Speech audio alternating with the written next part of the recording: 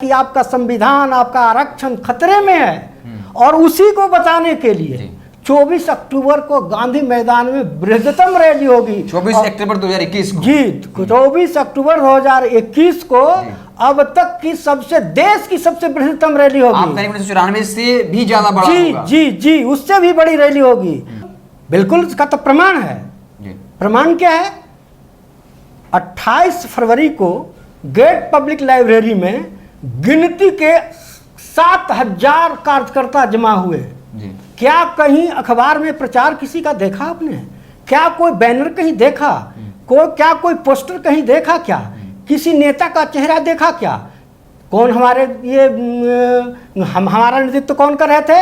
हमारा नेतृत्व कर रहे थे महामना बुद्ध, हमारा नेतृत्व कर रहे थे चंद्रगुप्त मौर्य, हमारा नेतृत्व कर रहे थे सम्राट अशोक, हमारा नेतृत्व कर रहे थे महात्मा ज्योतिबा फूले, हमारा नेतृत्व कर रहे थे सावित्रीबाई फूले, हमारा नेतृत्व कर रहे थे छत्रपति शिवाजी महाराज, साहू जी महाराज, सरदार पटेल, अमर शहीद जगदेव प्रसाद, ठीक है, महात्मा ये राम स्वरूप वर्मा। सच बात यह है कि न लालू यादव चेहरा थे और न नीतीश कुमार चेहरा थे। लालू यादव जो चेहरा थे वो चेहरा नहीं थे, मंडल कमंडल के परिप्रेक्ष्य में वो सामने आए थे। और नीतीश कुमार भी चेहरा नहीं थे, वो लौकुश समीकरण के बुनियाद पर वे सामने आए थे और संघर्ष के गर्भ से नेता पैदा करेंगे। जी, संघर्ष के गर्भ से नेता, ठीक है, कि जिस दिशा में ये चल चुके हैं नीतीश बाबू। अच्छा, ये तो हमारे पूर्वजों के वैचारिक विरासत के खून करने पर आमदा हो गए हैं। लौकुश समाज अपना रास्ता ढूंढ लिया है। नमस्कार, मैं हिमांशु कुमार, आप देख रहे हैं भारत लाइव। जब से रालोसपा का विलय जेडीयू में हुआ है उसके बाद लव-कुश समीकरण की बात की जा रही है। कहा जा रहा है कि नीतीश कुमार अब मजबूत हो गए हैं क्योंकि उन्होंने लव-कुश समीकरण जो है साध लिया है। और आपको बता दें कि नीतीश कुमार के बारे में कहा जाता है कि वो जब राजनीति के क्षेत्र पर चमके थे उसके पीछे 1994 में जो लव-कुश एकता मंच, जो रैली नहीं रैला कह सकते हैं, जहां काफ़ी मात्रा में लोग इकट्ठा हुए थे, उसी का क्रेडिट दिया जाता है। नीतीश कुमार जो है आगे चल के मुख्यमंत्री बने। अब उसी लव-कुश अति पिछड़ा एकता मंच के प्रख्यात नेता जो हैं रणजीत प्रसाद कुशवाहा हमारे साथ हैं। सर, रालोसपा का विलय जेडीयू में हो गया है और कहा जा रहा है कि नीतीश कुमार अब काफ़ी मजबूत हो गए हैं। लव-कुश का वोट बैंक पे कहीं ना कहीं एकाधिकार हो गया है अब जेडीयू का। कैसे देखते हैं इसको? सच बात यह है जी कि जिस बुनियाद पर जी नीतीश बाबू का सियासी महल खड़ा है वो था 12 फरवरी 1994 को जी गांधी मैदान में जो विश्वविख्यात रैली हुई थी, कुर्मी चेतना महारैली, जी, और उसके संयोजक थे आदरणीय नेता श्री सतीश कुमार जी। श्री सतीश कुमार जी ने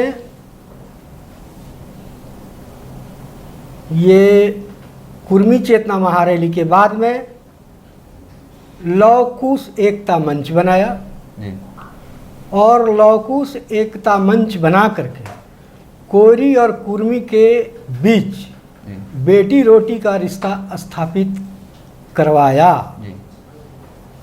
और दोनों के बीच जो मिल्लत बनी वही मिल्लत बुनियाद बना, वही मिल्लत आधार बना। अब इसको प्रेजेंट कॉन्टेक्स्ट में बात करते हैं, वर्तमान संदर्भ में क्या लगता है जेडीयू और रालोसपा के साथ आने से क्या लव-कुश एक तरफा हो गया है जेडीयू की तरफ?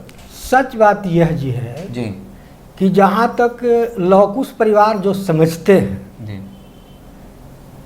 नीतीश कुमार, उपेंद्र बाबू जी दोनों जी ऐसे जी, क्या जी उनको बोलिएगा, जी फूके हुए कारतूस हो गए हैं जी। अच्छा, आप कह रहे हैं कि दोनों फूके हुए कारतूस हो गए? लव-कुश परिवार के लिए दोनों फूके हुए कारतूस हैं। एक 16 वर्ष से लगभग सत्ता में है जी, दूसरे 5 वर्ष तक केंद्र में मंत्री रहे जी, और लव-कुश परिवार का जो सामाजिक और राजनीतिक हैसियत है वो लगातार घटते गया। अच्छा, फूका हुआ कारतूस आप किसे कह रहे हैं? उपेंद्र कुशवाहा को कह रहे हैं, नीतीश कुमार को कह रहे हैं? दोनों को आप फूका हुआ कारतूस कह रहे हैं? बिल्कुल। लौकुश की समझदारी के साथ मैं बोल रहा हूँ। लौकुश परिवार के, लौकुश मैंने ये खास करके कोयरी कुर्मी के जाति के लोगों, आम लोगों की जो समझदारी है उसके हिसाब से ये 16 वर्ष से सत्ता में है और हमारी सामाजिक और राजनीतिक हैसियत घटती जा रही है। ये फूके हुए कारतूस हैं। अब ये क्या करेंगे? सच पूछिए कि ये जो एकता की जो चर्चा हो रही है, ये एकता की चर्चा सिर्फ इसलिए हो रही है कि जब जो वर्तमान सरकार जो है, नीतीश की सरकार, हमारे पुरखों के विचार से ये भटक गए हैं जी। हमारे पुरखों का जो विरासत, वैचारिक विरासत है, वो इतना मजबूत है कि सर्वप्रथम पूरे दुनिया को मानवतावाद और समानतावाद का जिन्होंने सीख दिया, जिन्होंने रास्ता बताया, महामना बुद्ध के बाद फिर जब आइए ये सावित्रीबाई फुले, महात्मा ज्योतिबा फुले। मैं कहना क्या चाहता हूँ उसको जी समझिए। महात्मा सावित्रीबाई फुले, साहू जी महाराज, इन सब लोगों ने जो शोषित पीड़ित वंचित के लिए जो किया, उनको ये 16 वर्ष की सत्ता में कुछ कर नहीं पाए, उनको कुछ दे नहीं पाए। लौकुश परिवार समझता है कि ये ऐसे लोगों के साथ चले गए हैं जो हमारे पूर्वजों के वैचारिक विरासत के खून करने पर आमदा है। उसके साथ नीतीश कुमार जी चले गए हैं। तो मेरा सवाल ये है कि आप नीतीश कुमार के बारे में कह रहे हैं कि वो अपनी विरासत को भूल गए हैं। जो तमाम जो पटेल कह सकते हैं कुर्मी कोयरी समाज के जो लोग रहे हैं, जो आपके विरासत के लोग रहे हैं, उन्होंने दबे कुचले का काम किया, नीतीश कुमार नहीं कर रहे हैं। नहीं कर। तो क्या मकसद है आपका? नीतीश कुमार का विकल्प कौन होगा? क्या इसके विकल्प ढूंढने की बात जेडीयू के अंदर ही होगी या किसी और पॉलिटिकल पार्टी को आप समर्थन देंगे, या फिर क्या कुछ प्लान है आपका, क्या योजना है? सच बात यह है कि सिर्फ बिहार की बात ही नहीं, पूरे देश के स्तर पर जब आप सोचेंगे तो शोषित पीड़ित आवाम की हालत इतनी दयनीय है, इतनी दयनीय है कि इनके बारे में न केंद्र की सरकार सोच रही है और न राज्य की सरकार सोच रही है। मैं सवाल एक बार फिर से दोहरा दूं। मेरा सवाल ये है, नीतीश कुमार के बारे में आपने आलोचना कर दिया कि वो अच्छा काम नहीं कर रहे हैं। मैं ये कह रहा हूँ कि आपका जो ये लव कुश अति पिछड़ा एकता मंच है, अगर नीतीश कुमार की आलोचना कर रहा है कि वो कुछ नहीं कर पाए, तो कौन करेगा लव कुश एकता के लिए काम? कौन लव कुश समाज के लिए काम करेगा? क्या कोई विकल्प है आपके पास? यही तो मैं जी बोल रहा हूँ जी। मैं तो यही जी बोल रहा हूँ कि देश के जो हालात है, इस हालात में बिहार की बात छोड़ दीजिए, पूरे केंद्र के स्तर पर दबे कुचले शोषित पीड़ित आवाम को संगठित करके उनको बताने की आवश्यकता है कि आपका संविधान, आपका आरक्षण खतरे में है। और उसी को बताने के लिए 24 अक्टूबर को गांधी मैदान में बृहत्तम रैली होगी। 24 अक्टूबर 2021 को जी, 24 अक्टूबर 2021 को अब तक की देश की सबसे बृहत्तम रैली होगी। आप 1994 से भी ज्यादा बड़ा होगा। जी, उससे भी बड़ी रैली होगी। और उसी रैली के माध्यम से अपने लोगों को, शोषित पीड़ित आवाम को संगठित करके, गोलबंद करके और उनके अंदर मिल्लत कायम करते हुए एक नए रास्ते की तलाश के दिशा में हम बढ़ेंगे। किसको मान करके नेता? किसी व्यक्ति को नहीं, हम अपने पूर्वजों के वैचारिक विरासत को नेता मानते हुए। लेकिन व्यवहारिक तौर पर अगर हम देखें, कई तरह के आंदोलन हुए हैं, लेकिन उस आंदोलन का फायदा उठा करके कोई ना कोई चेहरा तो आएगा, तभी लोग उसके पीछे चलेंगे। आज अगर कहा जाता है लव कुश समाज के नेता नीतीश कुमार हैं, तो कहीं कहीं एक चेहरा है, इसलिए लोग उनको समर्थन देने लगता है कि बिना किसी चेहरा के चाहे लाखों की लोग भीड़ जुट जाए और कोई अगर चेहरा ना हो तो लोग उसे फॉलो करेंगे, उसका अनुसरण करेंगे। क्या आपको लगता है? बिल्कुल बिल्कुल, इसका तो प्रमाण है। प्रमाण क्या है? 28 फरवरी को गेट पब्लिक लाइब्रेरी में गिनती के 7000 कार्यकर्ता जमा हुए। क्या कहीं अखबार में प्रचार किसी का देखा आपने? क्या कोई बैनर कहीं देखा? क्या कोई पोस्टर कहीं देखा? क्या किसी नेता का चेहरा देखा? क्या कौन हमारे ये हमारा नेतृत्व कौन कर रहे थे? हमारा नेतृत्व कर रहे थे महामना बुद्ध, हमारा नेतृत्व कर रहे थे चंद्रगुप्त मौर्य, हमारा नेतृत्व कर रहे थे सम्राट अशोक, हमारा नेतृत्व कर रहे थे महात्मा ज्योतिबा फुले, हमारा नेतृत्व कर रहे थे सावित्रीबाई फुले, हमारा नेतृत्व कर रहे थे छत्रपति शिवाजी महाराज, साहू जी महाराज, सरदार पटेल, अमर शहीद जगदेव प्रसाद। ठीक है, महात्मा ये राम स्वरूप वर्मा, ये सब हमारे उनके विचार हमारे नेतृत्व करता है। इसलिए नहीं हो सकता है ये जो आप बोल रहे हैं, बिल्कुल सरासर गलत आप जी बोल रहे हैं। मेरा ये सवाल था, इसलिए मैं आपको ओपिनियन जानना चाह रहा था कि आप क्या कहें, तो मेरा काम है सवाल पूछना। मैं ये कह रहा हूँ, अगर आप वर्तमान राजनीतिक घटनाक्रमों को देखें, अगर बिहार की राजनीति की आप देख लीजिए, लालू यादव एक चेहरा थे, नीतीश कुमार एक चेहरा थे, तो वर्तमान परिदृश्य में जिस तरह की राजनीति देश भर में हो रही है, तो क्या इसके लिए नहीं लगता कि एक चेहरा होना चाहिए? सच बात यह है कि न लालू यादव चेहरा थे और न नीतीश कुमार चेहरा थे।